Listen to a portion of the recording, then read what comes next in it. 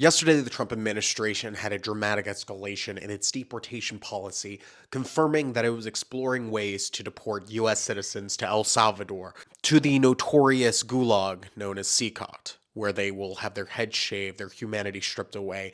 The only way to leave, according to the president of El Salvador, Bukele, is in a body bag. The president has discussed this idea quite a few times publicly. He's also discussed it privately.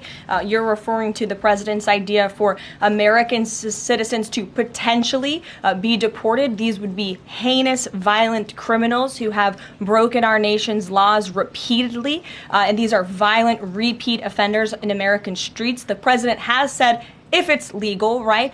If there is a legal pathway to do that, he's not sure. We are not sure if there is. It's an idea that he has simply floated and has discussed very publicly as in the effort of transparency. Reagan. And keep in mind, they're not just sending prisoners there. They are paying El Salvador to take people, and then El Salvador uses them as forced labor, as in prison slavery. And so far, we know that 75% of all the people sent to El Salvador by the Trump administration were completely innocent, like the poor Kilmar Garcia who was abducted by the Trump administration, who has themselves admitted he was taken by accident. But they have been fighting in courts to keep him in El Salvador anyway.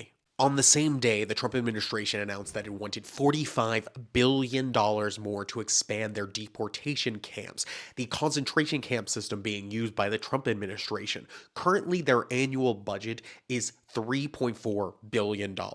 This would be an over 14 times increase in their budget just to expand what they can have in capacity. This will allow them to contain millions of people into concentration camps indefinitely, as they are being slowly sold to El Salvador to be used as prison labor.